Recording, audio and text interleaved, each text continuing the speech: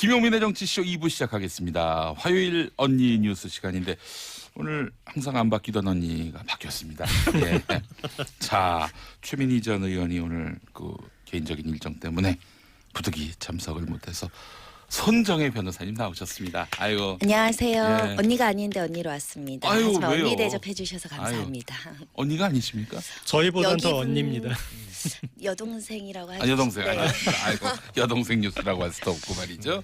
아유, 그래요. 오늘 완소 손정혜 변호사님 완소. 나오셨고 예. 아호예요, 아호. 아호가 완소 선정해. 네, 그렇습니다. 예. 아, 매력 있네요. 나는 왜 아호 같은 거 안 정해줍니까? 아호 같은 거? 네. 알겠습니다. 버카 아닌가요? 버카. 버카가 뭡니까? 버리는 카드. 아닙니다. 아이, 왜 고현준 평론가 이렇게 홀드하십니까?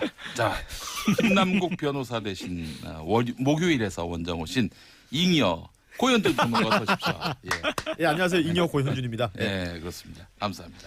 저희가 항상 뭐 아, 펑크날 때 전혀 걱정이 없습니다. 왜냐하면 전화면 바로 그렇죠. 벨도 안 울려요. 바로 바꿔. 아유, 몇 시에 나올까요? 뭐 이렇게 그럼요. 물어보시는 분입니다. 2분가요? 4분가요? 아이고, 따져보고. 예. 그렇습니다. 아주 고마운 분입니다. 우리 아, 근데 잉여. 김남국 변호사 땜빵이었군요. 예, 그렇습니다.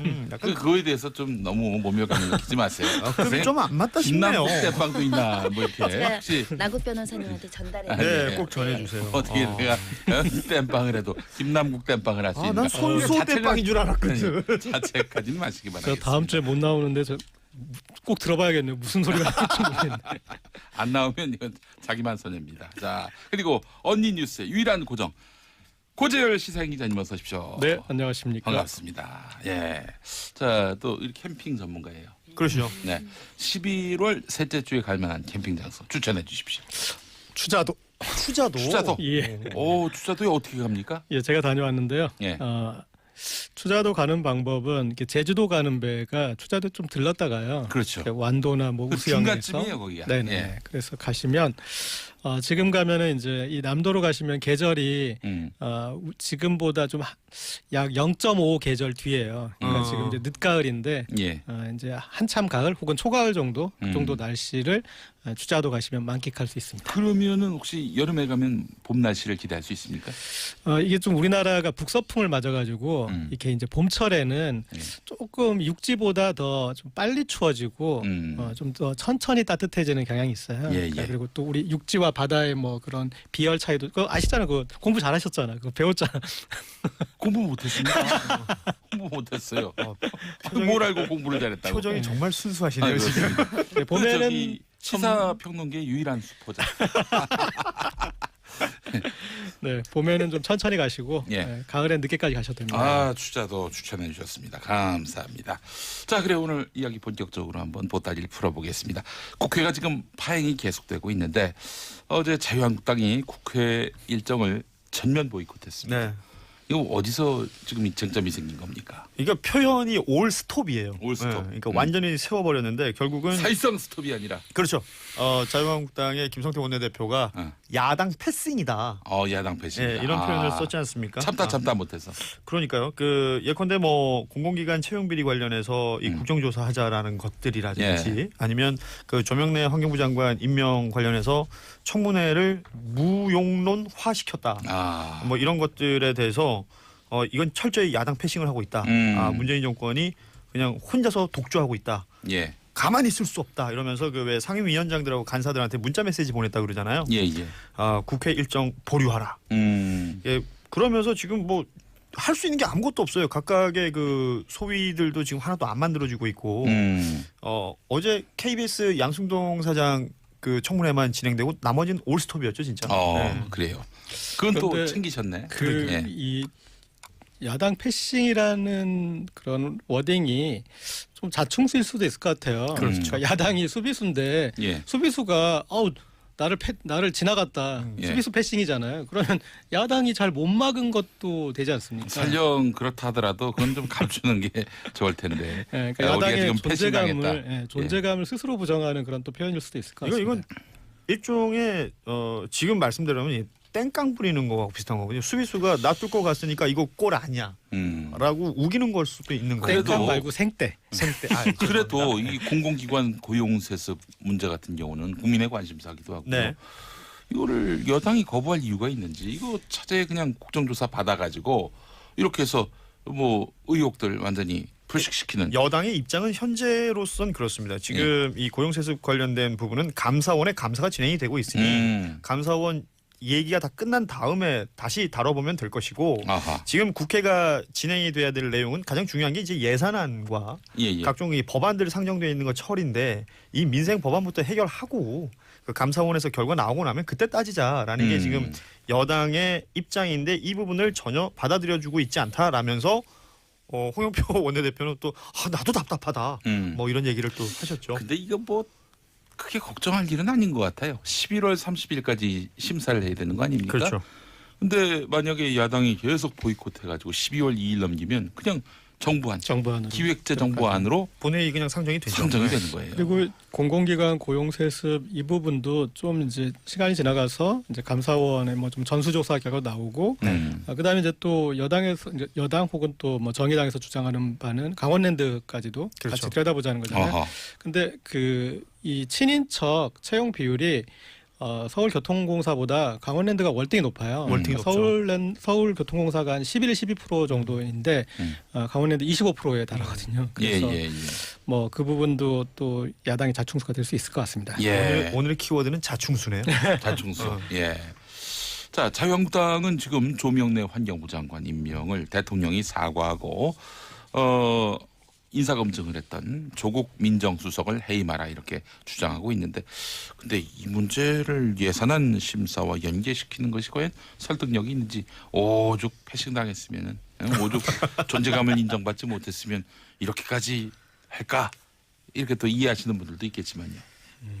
이게 근본적으로는 인사청문 절차와 관련해서 제도 개선을 하자라는 이야기가 진행되는 와중에 이렇게 일방적으로 인사청문회를 채택하고 이렇게 했다라는 부분에 대한 불만의 표시인데 국민들 입장으로선 그런 비판이나 문제 제기는 충분히 가능할 수 있지만 말씀하신 대로 예산안이랑 연계시키는 것은 과거의 악습을 되풀이한다라는 그렇죠. 비판을 받을 수 있죠. 왜냐하면 지금의 야당이 여당이었을 때 민주당이 그렇게 했을 때 굉장히 강하게 비판을 하면서 민생 법안에 대해서 통과 못 시키는 어떤 이런 전국의 어려움이 야당의 책임이다.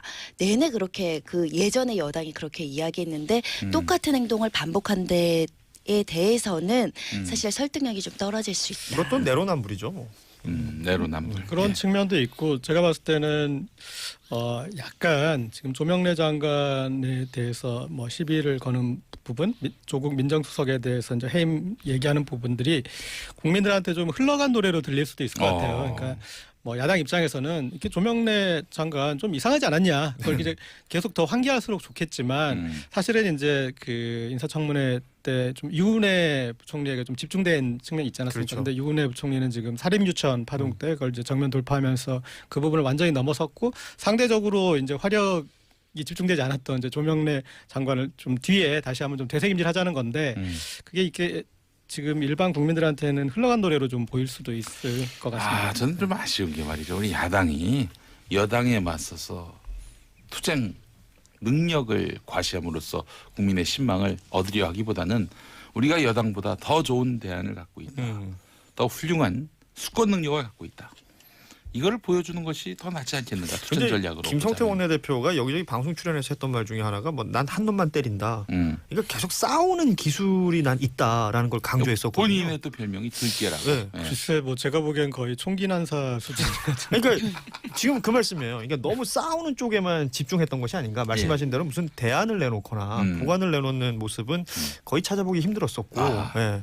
나 싸움 잘해. 계속 이 얘기만 하고 다니니까요. 근데 국민들이 관심 있는 거는 윤창호법, 유치원 3법이잖아요. 그렇죠. 이번에 이런 여러 가지 문제를 제기하는 건 일견 타당한 비판의 요소는 있지만 지금 통과돼야 될 국민들이 관심 갖고 국민청원에 수십만 올라온 이런 법들이 통과가 안 되고 있으니 아무리 정당한 명분이 있다고 하더라도 할 일은 하고 해야 된다. 여기 아동수당 얘기도 들어가야 되거든요. 지금 1월 달부터 한다고 그랬는데 아직 뭐 말도 못 꺼내고 있으니까요. 예. 그래서 사실은 이런 민생 관련한 법안 또 국민이 꼭 통과시키길 바라는 법안들은 처리해 놓고 그 다음에 뭐 투쟁을 벌이든지 그러니까요. 뭐 보이콧을 하든지 했으면 좋겠다 하는 국회 그런 마당이 넓지 않습니까? 거기 링 하나 만들어 놓고 그건 네. 거기서 해결하고 본회의장 안에서는 일 좀 했으면 좋겠습니다. 그러니까 지금 웃자고 하는 얘기입니까?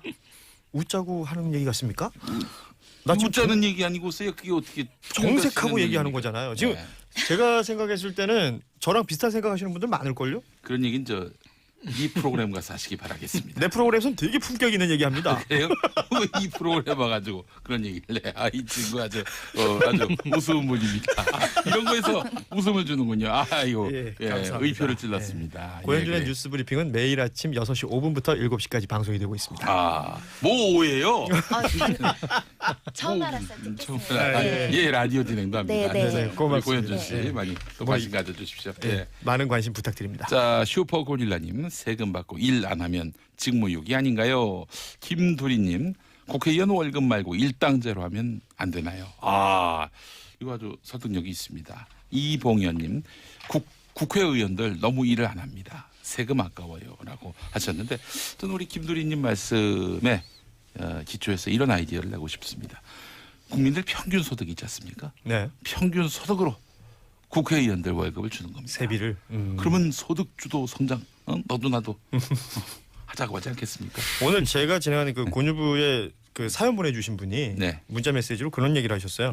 국회의원들 일했다 말았다 지들이 알아서 탄력 근로제를 실시하고 있군요라는 표현을 해주셨는데 아주 기가 막힌 말 아닙니까? 어제 네. 우리 정치쇼에 보내주신 사연입니다. 탄력이 좋지도 않은 것 같아요. 그렇죠.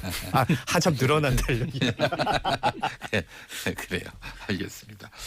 늘어진 자, 고무줄 근무제. 예. 지금 국회가 파행인데 언제 파행이 아니었던 적이 있었나 그러니까요. 하는 그런 생각도 들고 말이죠. 자, 헌정사상 초유의 일이 발생했습니다. 전국 법관 대표 회의에서 양승태 사법농단에 연루된 법관들에 대해서 이 법관들이 100여 명이 탄핵을 촉구하고 나선 겁니다. 어제 사법연수원에서 이제 회의를 진행을 했었죠. 예. 그 전국 법관 그 법원의 이제 대표 판사들이 이제 참여했고 한 100명 이상이 이제 참여했다라고 알려지고 있는데 좀 뒤늦었다라고 저는 개인적으로는 생각합니다. 어찌됐든 뒤늦게나마 이 문제에 대해서 토의하고 논의해서 탄핵 소추에 대해서 촉구하자라는 결의를 한 것은 매우 긍정적인 시그널이라고 보이는데 그만큼 이제 판사들이 사법부의 위기라고 생각하고 있다라는 방증이고요. 실제로 저는 이게 통과가 될까 부결되지 않을까 생각했는데 53대 43 9표는 기권이고 이렇게 해서 찬성 의견이 더 많았습니다. 네. 이 회의의 결과는 현직 판사들, 법관들이 그러니까 범죄가 될지 여부는 지금은 불확실하지만 지금 알려진 보도를 통해서 알려진 이 행위들만 하더라도 헌법 위반이다. 이것을 확인시켜줬다. 그 의미가 굉장히 크지 않을까 생각이 듭니다. 탄핵 대상은 아무래도 현직 판사들.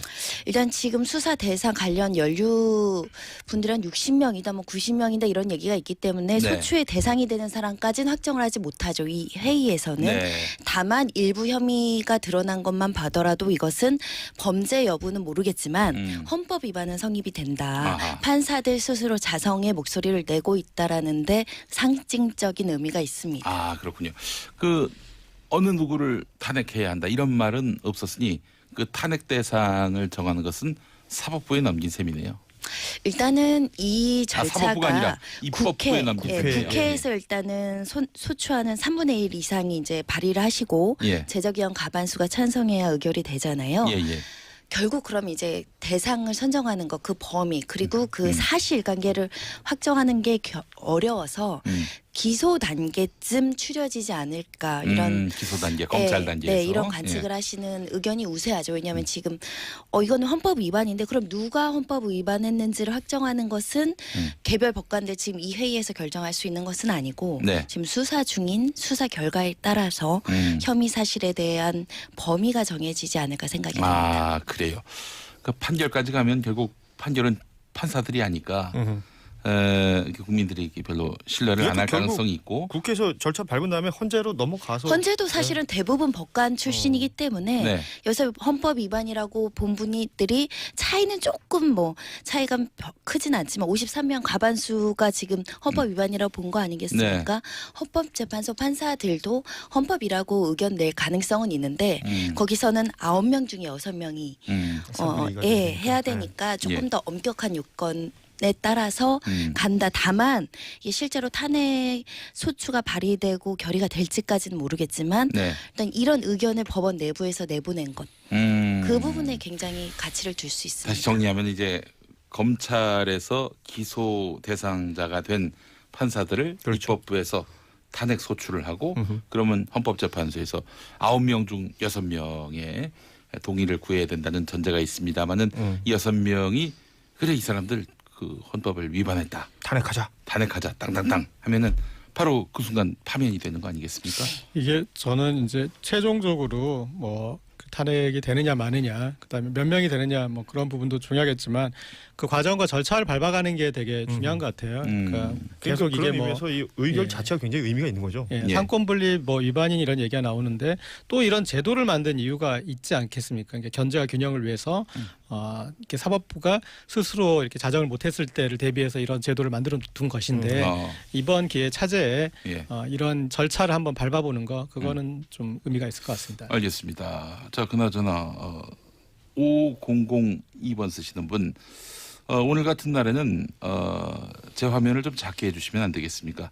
손정혜 변호사님이 아무래도 주빈이시니 그분 얼굴을 메인으로 해가지고 방송해 주세요. 제가 다른 방송에서는 이런 환대를 못 받는데 감사합니다. 언니 뉴스 해드리겠습니다. 네. 예, 그렇게 해주세요. 밖에서. 저희는 별책 프로입니다. 예, 별책 프로. 근데 이게 한국당에서 이게 비판하고 있거든요. 네. 판사들이 이런 회의 자체가 정권의 눈치 보기다.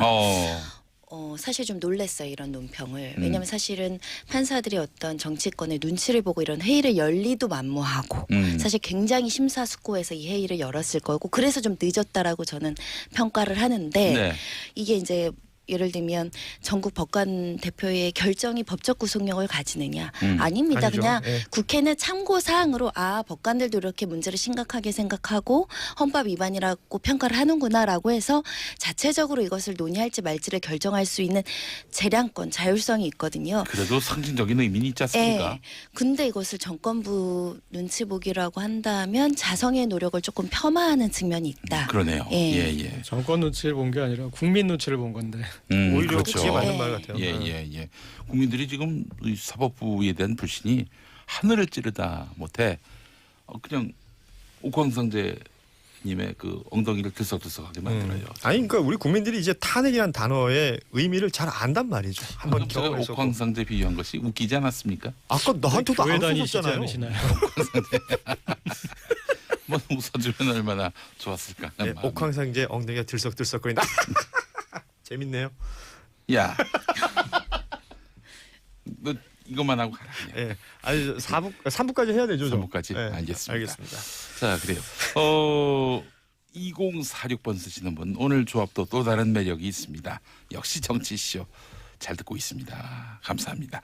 자, 사상 첫 법관 탄핵이 이루어진다면 이거 사법부에게 엄청난 그 시그널이 될 수 있을지 모르겠습니다. 저는 반드시 그렇게 돼야 된다고 생각합니다. 범위의 문제가 있지만 지금 핵심 당사자로 지목된 사람들, 현직 판사님들 중에 핵심적인 역할을 했던 분들은 탄핵이라는 징계 절차를 진행하지 않는다는 것이 나중에 한 20년, 30년 뒤에는 과오가 될 수 있겠죠. 이런 잘못을 했음에도 불구하고 정상적으로 판사 생활을 했다던가 그 판사님이 지금 현직에 있으면서 어떤 변호사가 어떤 국민이 그 아래에서 재판을 받고자 할 것인가에 대한 의문을 제기하면 정당한 책임을 져야겠죠. 예. 자, 그나저나 김종선 님이 아주 예리한 질문하셨어요. 만약에 국회에서 탄핵 소추가 된다. 탄핵 소추가 될 수 있습니다. 지금 뭐 여당과 또 여당과 뜻을 같이 하는 당 또 무소속 합하면은 과반이 넘어가요. 예. 자, 민주, 민평, 정의 합치니까 148이더라고요. 네, 거기다 또 이제 무소속 뭐 민중당 뭐 이렇게 넣으면 과반이 넘어갈 수 있죠. 그렇습니다. 그래서 이제 결국에는 국회에서 헌법재판소로 넘어가면은 탄핵 소추를 한 국회에 그 대표가 가서 검사 노릇을 해야 합니다. 그 역할을 해야 될 사람이 법사위원장인데 그 법사위원장은 자유한국당 여상규 의원이고 그렇죠. 여상규 의원이 판사 최근에 출신이죠. 최근에 보인 태도를 보면은 사법농단의 시효자만 얘기해도 뭐 버럭하면서 버럭버럭이죠. 얘기하지 말라고 이렇게 나온단 말이죠. 변호사님, 이거 되겠어요?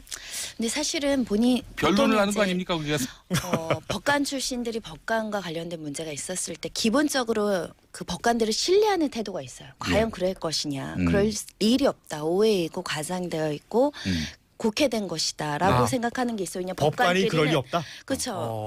그 서로의 신뢰가 있어요. 저희도 신뢰를 합니다. 법관에 대해서. 그냥 친구 법관들도 많고. 근데 이번 사건에서 내부적인 법원 판사들 얘기 들어보면 본인들이 조롱당하는 것들, 국민들한테 비판당하는 거에 대해서 굉장히 뼈아프게 생각하고 그럴 리가 없는데 이상하다라는 표현을 쓰시는 판사님이 있었거든요. 그러니까 아마도 그 인식을 갖고 계신 것 같은데 이제 구체적인 혐의점들이나 수사 결과가 발표될 때도 그렇게 안 믿으실지는 좀 기다려봐야 될 것 같아요. 제가 봤을 때는 이제 문제가 이중 구조인 것 같아요. 일반 국민들이 보기에는 이제 그런 그 재판을 팔아먹은 그런 이제 양심을 버린 판사들이고요. 또 법관들이 봤을 땐 그런 측면도 있을 것 같습니다. 이분들 지금 문제가 되는 사람들이 전형적인 기득권 집단이거든요. 그렇죠. 그 안에서 가장 최고의 엘리트 계층을 형성하고 있었는데 그들이 자신의 출세를 위해서 사실은 사법부를 팔아넘긴 거거든요. 정권에. 맞아요. 네. 그래서 그런 문제의식도 더 있는 것 같습니다. 근데 뭐 그 법률가 중에 법률가인 이 판사분들이 과연 이런 난관을 돌파 못할지 이 부분도 상당히 주목되는 부분이고요. 알겠습니다. 자, 언니 뉴스 2부 함께했고요. 3부에서도 계속됩니다. 잠시 후에 다시 오겠습니다. 김용민의 정치쇼 언니 뉴스 2부에 이어서 3부도 함께합니다. 자, 오늘 초대 손님은 손정혜 변호사님이십니다. 예. 네, 3부도 같이 하겠습니다. 예. 그럼 저희 둘은 뭡니까? 초대받지 드셨네? 못한 손님. 진짜 고시들을 너무 무시하는데. 쌍고도 계셨군요. 쌍고. 네. 감사합니다. 자, 고재열 시사기자도 오셨고 고현준 시사평론가 아직도 계십니다. 예, 감사합니다. 자, 제가 2부와 3부 사이에 붕어빵을 하나 먹었습니다. 예. 저 고재열 기자께서 사오셨어요. 사오셨어요. 네. 예, 도시어부. 다 가라앉았지만 너무 맛있었습니다. 다음에 우럭빵이나 우럭빵, 다금바리빵. 다금바리빵. 고래빵으로 좀 어떻게? 너무 작았어요, 붕어빵은. 자, 유석화님, 김용민의 정치쇼 청취율이 높아서 보는 라디오가 버퍼링이 생기는 것 같아요라고 하셨는데 그럴 리가 없는데 오늘 고현준 씨가 나와가지고 상대적으로 서버가 널널할 텐데. 그래요? 예. 이상한 현상이네요. 네. 예. 9855번 쓰시는 분 역시 고현준 안 나오면 청취율 10% 준다의 한 표. 이게 무슨 얘기예요? 글쎄요. 고현준 안 나오면 제가 안 나오면 10%가 청취율이 줄어든다고요? 줄어든다. 네. 준다. 줄어든다. 예. 그래요. 아까 2부와 3부 사이에 막 뭐 문자 보내시더니 이걸로 보내셨군요. 예. 네, 저 김 선생님한테 부탁을 드렸는데 저렇게 보내주셨네요. 해경군 고십니까? 해경궁 원래 해경궁 홍씨죠. 예. 정조의 그래요. 어머니. 예. 그래요. 자, 이제 계속해서 3부 이어가도록 하겠습니다. 보수 일각에서 반문 연대론이 심심치 않게 거론되고 있는데 문재인 대통령 싫은 사람 하나로 뭉치자 이런 얘기입니다. 근데 지난 대선 때 나왔다가 들어갔던 구안인가요? 네. 2017년 3월 7일 김무성 의원이 반문 연대를 해서 우리 정치권의 고질적인 문제를 해결하는데 같이 노력하기로 했다. 라면서 이제 그런 기치를 올렸었던 적이 있는데 예. 요즘 뭐 다시 나오고 있는 구호입니다. 그래서 지금 자유한국당 원내대표 출마가 유력한 나경원 의원부터 오세훈 전 서울시장 그리고 윤상현 의원 그리고 이현주 바른미래당 의원까지 아주 개파와 당적을 넘어서 여기저기서 지금 일을 거론하고 있는데 지금 이 반문연대를 내세우면서 박근혜의 이름은 다시 면죄부를 씌우는 거 아니냐. 어쨌든 우파 결집을 하자라는 그런 지금 주장이 아주 나오고 있습니다. 문재인 대통령 지지율이 뭐 그래도 반 이상은 되는데 이 시점에서 유효한지 모르겠어요. 네. 물론 이제 예전에 박근혜 대통령이나 이명박 대통령이 50% 넘었을 때도 뭐 드러내놓고 반박 혹은 반이연대 이런 건 없었지만은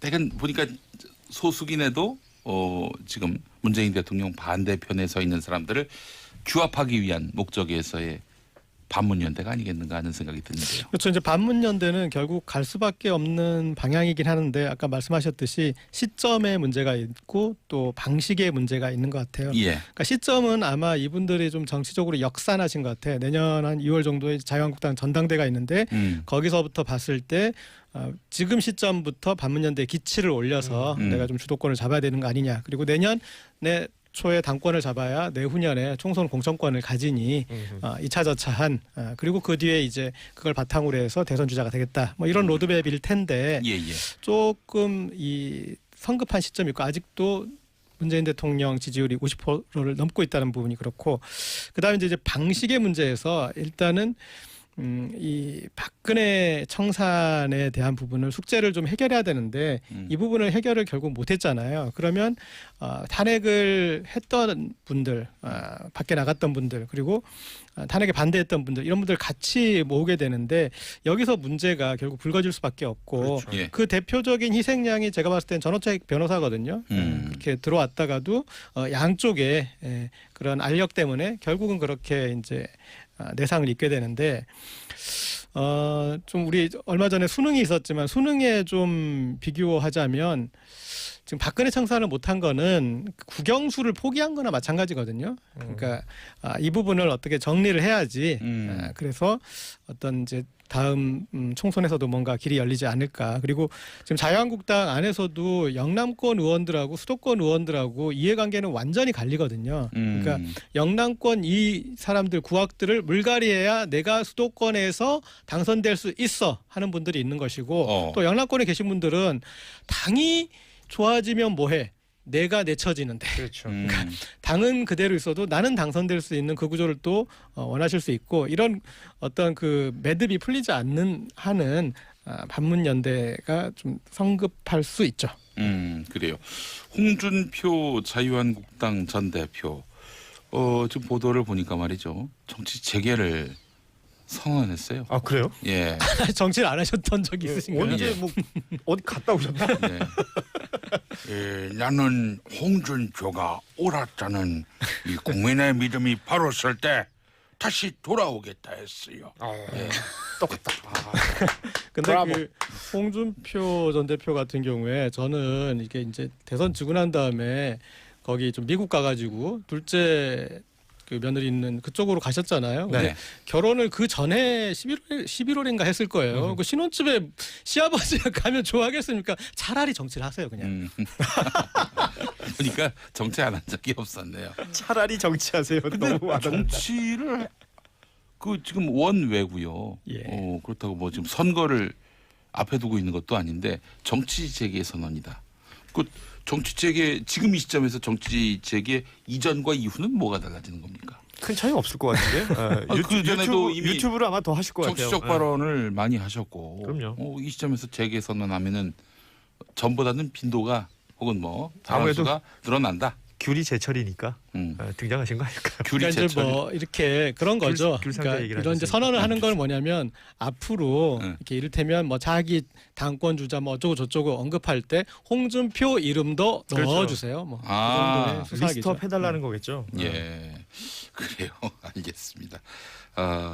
이건 앞으로 기사거리가 없어가지고 기자들이 고민할 일은 없겠네요. 홍준표 대표가. 또 멘트의 제왕이시니까. 그렇습니다. 예. 근데 사실 홍준표 대표하면 제가 기억이 남는데 그때 하면 수년 전이었죠. 2006년이었을 겁니다. 그때 서울시장 선거 앞두고 이분이 이제 후보에 출마했지 않습니까? 네네. 그런데 본인이 될 줄 알았는데 안 됐어요. 오세훈이란 다크호스 때문에 네. 그 꿈이 좌절됐어요. 그리고 그 이튿날 저는 엄청난 충격을 받아가지고 잠시간 정치 활동을 중단하겠다 싶었는데 와 그때 SBS 라디오, SBS 전망대에 네. 전화 출연을 하시는 거예요. 정치를 하려면 이런 멘탈을 가져야 되는구나. 내가 전날에 정말 믿고 싶지 않은 일이 벌어져도 그 이튿날 아침에 라디오 인터뷰에 응하는 자세. 예. 당시 이명박 서울시장에게 많이 삐쳤죠. 그렇죠. 네, 삐치고 그리고 그때 이제 사실은 그 오세훈 이제 서울시장이 그때 좀 혜성처럼 그렇죠. 등장해서 그러니까 예. 아주 뭐랄까 그런 고공기류를 탔다 제트기류를 탔죠. 이렇게 예. 오니까 당시 이제 명양규 의원 같은 경우는 본인의 조직을 넘겨줬어요. 그래서 이제 그 어떤 사무실이나 조직을 그대로 인수해서 했는데 뭐 홍준표 전 대표는 뭐 당시 그렇게 사이는 안 좋았던 거 기억합니다. 그 사실은 또 이명박 정부 때 법무부 장관 시켜줄 줄 알고 잔뜩 기대했는데 그냥 뭐 모른 척하고 지나가신 거예요. 이명박 전 대통령이. 홍준표 패싱. 그래서 굉장히 그에 또 상심하시고. 당시에 또 그런데 이제 그 이명박 정부 쪽에서 보자면 홍준표 전 대표에 대한 이제 평은 통제가 안 된다라는. 그렇죠. 예, 맞아요. 그런 컨트롤이 얘기 안 있었어요. 되니까, 예. 예. 그 얘기를 이제 4부에 나오실 정두원 장관님께서 또 지난번에 저분들이 하셨던 정통하시죠. 것 같고요. 예. 지난번에 한번 말씀해 주셨어요. 예.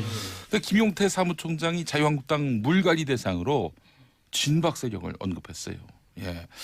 반문연대 이전에 자유한국당 내에 친박 비박 갈등이 재현된 것은 아닌가, 더 심화되는 것은 아닌가 이렇게 보는 시각도 있다. 그러니까 지금 사실은 서로 공존할 수 없는 게 투트랙으로 가고 있는 거예요. 한쪽에서는 뭉치자 하고 한쪽에서는 갈라지자 하는 주장을 하는 거잖아요. 네. 그러니까 뭐 정치라는 게 그래도 말을 모아야지 어떤 이제 메시지가 전달되는 건데 이런 얘기를 하고 있는데 저는 그 문재인 대통령이 대통령이 되는 과정을 한번 좀 복기해 볼 필요가 있는 것 같아요. 그러니까 뭉치는 게 나은가 빼는 게 나은가 네네. 봤을 땐 문재인 대통령은 이제 본인이 뺀 게 아니라 빼졌어요. 자연스럽게 안철수 전 의원이 탈당을 하면서 그 그룹이 이제 빠지고 그리고 상당한 중진 그룹들 뭐 정동영이니 천정배니 이런 사람들이 이제 빠지면서 어떤 그런 뺄셈의 정치가 자의는 아니었지만 됐었는데 그렇게 뺄셈의 정치가 되니까 같이 어떤 이제 대선 이 경쟁을 했던 군도 정동영이나 천정배가 아니라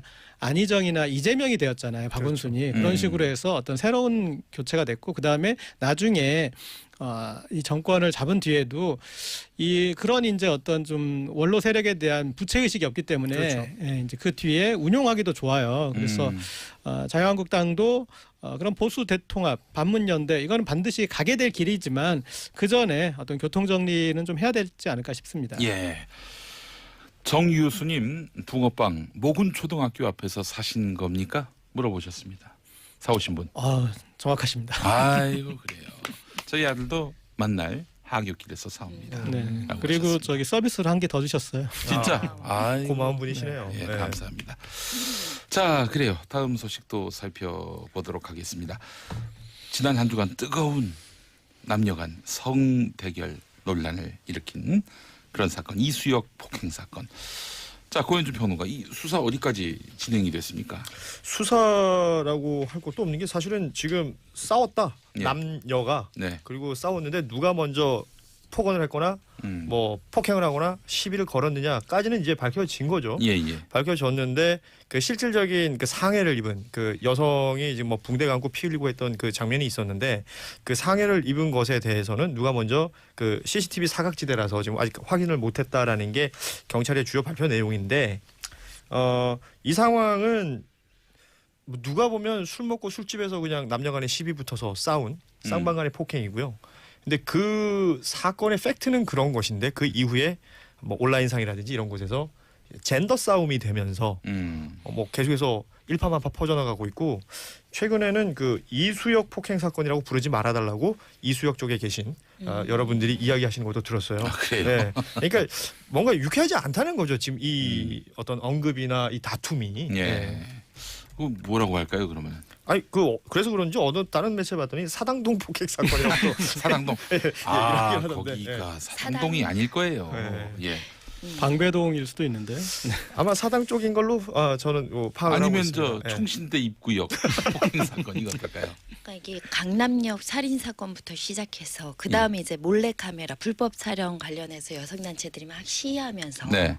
또 뭐 누드 사진 사건도 있었고 아하. 계속 이렇게 남녀 대결로 볼 수 있는 사건 또 성범죄가 특히 그 발생을 했을 때 남성들은 뭐 여성에 대해서 비난하고 여성들은 남성 가해자에 대해서 엄벌해야 되고 이게 막 맞붙는 와중에 이렇게 돼버리고 싸움의 발단이 어떤 그 사이트를 거론하면서 뭐 약간 젠더에 대한 비하가 있었다. 이것 때문에 이제 감정적으로 격분한 부분은 있는데 특히 또 이제 보통은 패싸움이 이루어지면 남자 여자가 섞여 있는 그룹과 남자 여자가 섞여 있는 그룹이 싸우지 남녀 그룹이 따로따로 있는데 싸우는 경우도 좀 이례적이긴 하거든요. 사실 온라인에서 썼던 언어들이 네. 오프라인으로 옮겨왔다는 점도 굉장히 눈에 저는 띄는 사실 부분이었습니다. 놀랐어요. 예. 그런 단어들 우리 근데- 영상으로 접하면서 좀 놀란 점은 있는데 사람 진짜- 입으로 나온 거를 요새 진짜 많이 써요. 그 네. 어린 친구들 그 뭐 버스 타는 곳이나 이런 데서 지나가면서 듣다 보면 그러니까 뭐랄까요? 이게 굉장히 우리가 지금 방송에서 혐오 단어라서 입 밖에 꺼내기 좀 힘든 단어들인데 또 꺼내주시지 마시고요. 네, 일상 언어처럼 쓰더라고요. 전 되게 놀랐어요. 그래서 이게 이제 혐오 범죄가 될 수 있을 수 있다. 예를 들면 성에 대한 차별의 문제가 있을 거고 우리가 사실 혐오 범죄가 가장 무서운 사회적 병폐가 될 수 있거든요. 예. 근데 약간 이 대립 양상이 좀 지나치게 일련의 과정 속에서 증폭되는 것 같아요. 이 사건만으로는 그렇게 증폭될 사건이 아니었음에도 불구하고 감정이 이입되는 거죠. 대중들에게 혐오에 대한. 그 부분이 좀 우려스럽습니다. 이게 사실은 국민청원 올라오고 31만 넘게 동의를 받으면서 확 퍼져나간 거거든요. 그 31만이라 하면 여성들이 폭행당했다. 그렇죠. 여기에 실질적으로 아까 말씀하신 것처럼 남녀 간의 패싸움이에요. 그러면 일반적으로 여성이 다쳤고 다친 사진이 있었고 그 여성이 피해자겠거니라고 생각했던 부분들이 초반에는 컸던 것 같아요. 예. 그런데 여기서 동영상 하나 까지고 저기서 동영상 하나 까지고 이러면서 뭐 일말들이 밝혀지다 보니까 먼저 시비를 건 사람 혹은 폭언을 한 사람들이 여성이었다. 그리고 여성들이 내뱉었던 말들 자체가 예. 좀 말씀하신 것처럼 이런 혐오 집단을 얘기하는 또 혐오 사이트를 얘기하는 것들이었고 심지어 뭐 성기를 비하하는 아하. 이런 단어들을 막 썼던 것들이 그대로 여실히 드러나니까 이 뭐 동영상은 이게 거짓말할 수가 없는 부분들 아니겠습니까? 예. 여기서 오히려 남성들이 또 반대로 들고 일어나는 거예요. 그러니까 이게 물고 물려서 여기까지 온 것 같은데 예. 그러니까 아까도 말씀드렸지만 이거 굉장히 단순화시켜서 볼 필요가 있을 것 같습니다.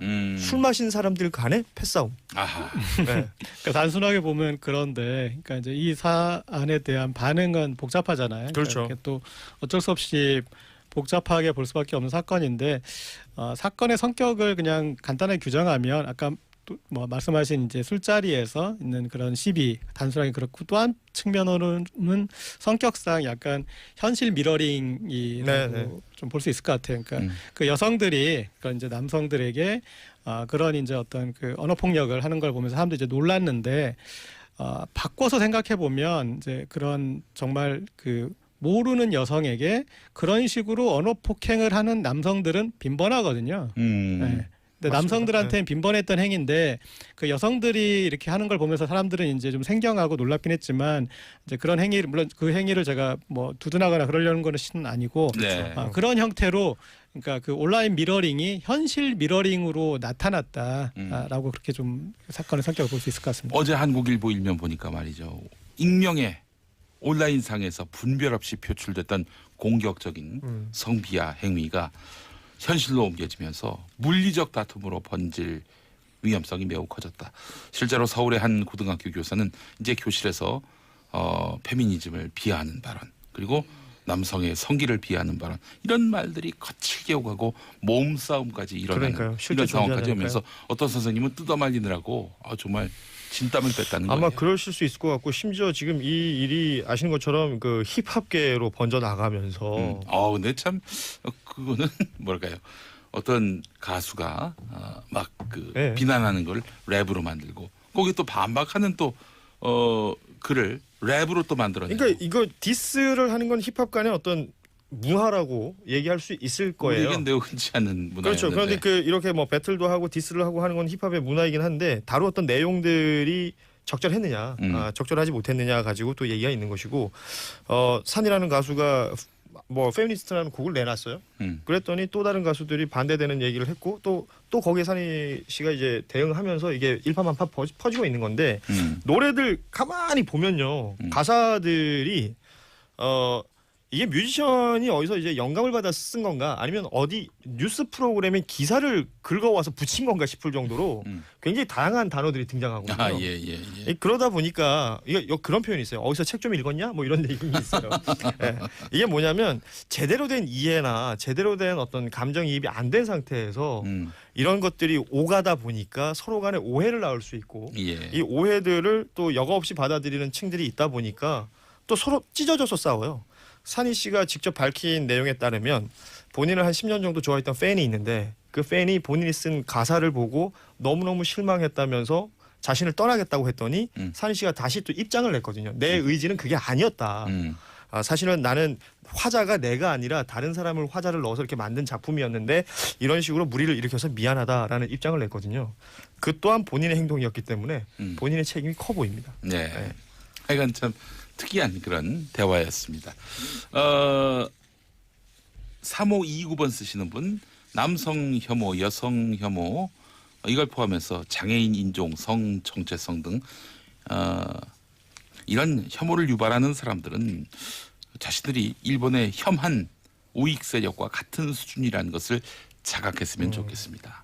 이런 말씀해 주셨습니다. 지금 이제 아주 격렬하게 우리 사회에 나타나고 있는데 저는 좀 그 과정이라고 봐요. 그러니까 한국 사회가 어떤 이제 그런 사회 문제를 겪는 과정이 그렇게 격렬한데 그래서 그 온라인 미러링이 나타나고 이제 현실 미러링이 나타나고 또 이제 여기보다 더 심한 그 어떤 그러니까 남성에 대한 이제 직접적인 어떤 그런 폭력적인 그런 형태도 좀 나타날 것 같아요. 예. 그리고 또 이제 성담론에 있어서도 지금 이제 남성들이 여성들의 어떤 이제 순결 이데올로기를 바탕으로 해서 저 여자의 이제 순결성을 해친 것에 대해서 이제 공격적인 그런 것들을 많이 했는데 지금 이제 이 여성들이 그런 욕설에서 나타났던 이제 남성 이제 성적 능력 비하죠. 네. 이제 그런 부분들이 아마 좀 더 사회에 더 나타날 것 같고, 그러니까 그동안 수십 년 혹은 수백 년 동안 이제 한국 남성들이 그런 이제 강압적으로 폭압적으로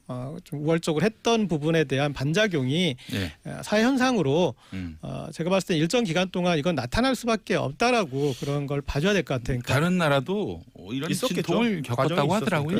그런 다음에 그 다음에 이제 여성들이 이 방법도 맞는 방법 아니다. 지금 뭐 약간 충격요법으로 그래서 뭐 좀 과정으로선 필요할 수도 있다라는 이제 그런 입장도 가지신 분들이 있는데 이제 궁극적으로 다른 답을 찾는 데까지의 이거는 한 번은 거쳐갈 수밖에 없는 그런 과정일 것 같습니다. 그래요. 이 국면에서 우리 고현준 씨의 많은 자성과 그리고 자기 반성이 있어야 될 것 같습니다. 네, 저는 항상 아시다시피 형님을 본받고 있습니다. 아, 그래요. 저를 본받지 않아도 될 일이 바로 그 부분이 아닌가 그런 생각을 해보게 됩니다. 오늘따라 유독 이렇게 얍삽하게 느껴지는 건 나만의 느낌입니까? 자, 그래요. 다음 이슈 살펴보겠습니다. 권성동 자유한국당 의원, 뭐 지난번에 구속영장을 기각받아서 이제 뭐 한 곱이 넘겼나 했는데. 뭐 그동안 기각받고 그런 것들이 너무 많으셔가지고. 그렇죠. 네. 저 그래서 다시 위기에 봉착했다는 얘기가 나오는데 최흥집 전 강원랜드 사장이 법정에서 권성동 의원 관련해서 폭탄 발언을 했습니다. 네, 그동안 지금 뭐 많은 국민들이 의심하고 있는 와중에도 오직 두 분만 우리는 억울하다 얘기하시고 뭐 무리한 기소니 야당 죽이기니 뭐 그렇게 반발하셨는데 이 재판 과정에서 나타난 겁니다. 그러니까 피고인 신문에서 이 두 의원 모두에게 청탁을 받았다라고 진술했고, 실제 이 권성동 의원 비서관은 강원랜드 테마파크의 수질 전문가로 공개 채용했고, 그리고 염동열 의원은 이제 강원랜드로 찾아와서 수십 명이 적힌 명단을 줬다. 그래서 이제 지금 면접까지 끝나서 채용이 어렵다고 했지만. 계속 강요를 해서 인사팀장의 그 명단을 건넸고 그래서 그 연필로 점수를 고친 뒤에 고치는 방법으로 뭐 됐다. 그래서 이제 이런 내용 바탕으로 해서 검찰이 최영집 전 사장을 비롯해서 인사팀장 그리고 본부장 이런 인사 라인에 있는 사람들한테 이제 징역형을 구형했는데 어떤 이제 우리가 받았다라는 그 진술만 있는 게 아니라 그 뒤에 행위에 대한 어떤 그 과정들이 다 담겨 있기 때문에 그 부분이 행위가 완성된 부분들이 법적으로 좀 증명될 부분들이 상당히 이렇게 여러 가지가 있는 것 같아요. 그래서 그동안 이제 좀 여러 의혹에도 불구하고 아주 정정하셨던 두 분이 지금부터 조금 심란해지실 것 같습니다. 그래요. 권성동 의원. 그동안 이 정도면 못 빠져나가는가? 그러니까 권성동 의원 측에서는 이런 그러니까 진술로 이제 청탁 사실이 입증해야 되는 검사 입장인데 수사 단계에서는 이런 진술이 없다가 법정에 이르러서 진술 번복이 일어난 것은 이 진술의 신빙성을 이제 다투기 시작할 겁니다. 일관적이지 않다. 신빙성이 있다. 지금 예를 들면 경찰 단계, 검찰 단계에서 다 부인하다가 법원 단계, 그것도 법원 단계에서 가장 마지막인 피고인 신문 당시에 이렇게 청탁을 받았다라고 인정을 한 것은 본인의 책임을 경감하기 위해서 거짓 진술할 수 있는 개연성 있는 거 아니냐. 이 점을 굉장히 강하게 주장할 것이 예견되기 때문에 실제로 요 피고인 이 피고인 신문 조서 자체는 증거 능력이 있습니다. 권성동 의원 재판에 증거로 쓰일 수 있고 판사가 생각하기에 구체적이고 합리적이고 경험했기 때문에 이런 일련의 과정들을 설명할 수 있다. 높은 신뢰도를 가졌다고 한다면 이걸 근거로 권성동 의원에게 유죄 판결을 쓸 수 있는 거고. 근데 만약에 진술이 너무 왔다 갔다 하고 예를 들면 1심만 있는 게 아니라 2심 가서 또 다른 얘기를 한다거나 번복을 하면 믿기 어렵다라고 할 수도 있기 때문에 재판은 좀 지켜봐야 되는 상황입니다. 최영집 사장의 말은 나만 뒤집었을 수 없다 이런 거 아니겠습니까? 그러니까 진실은 어떤 그 구체성에서 아마 좀 판가름 날 것 같은데 어쨌든 그 최영집 전 사장 입장에서는 아마 지금 이제 이런 진술까지 나온 걸로 봐서는 재판 과정에서 이 채용 부정이 이뤄졌다라고 하는 그 지점은 부인할 수 없는 이제 사실로 된 것 같습니다. 그러니까 이걸 부인해 버리면 그래서 이걸 부인해 버리면 이제 판사가 판결 내릴 때 죄질을 더 나쁘게 보잖아요. 그러니까 이제 반성하지 않고 끝까지 거짓말로 일관한다는데 그렇게 보니까 그러면 이제 이거에 대해서 자기 논리를 개발하는 과정에서 압력을 받았다라고 이제 뒤집을 수 있는 그러니까 좀 번복할 수 있는 부분 아까 손 변호사님 얘기한 대로 이제 그런 게 있는데 근데 그럼에도 불구하고 저는 거기에 어떤 그런 구체성 그 부분들이 관건이 될 것 같습니다. 알겠습니다. 손정혜 변호사님, 고재열 기자님, 고현준 평론가님 수고하셨습니다. 고맙습니다. 감사합니다. 네, 감사합니다. 언니뉴스 여기까지 하고요. 저는 4부에서 다시 오겠습니다.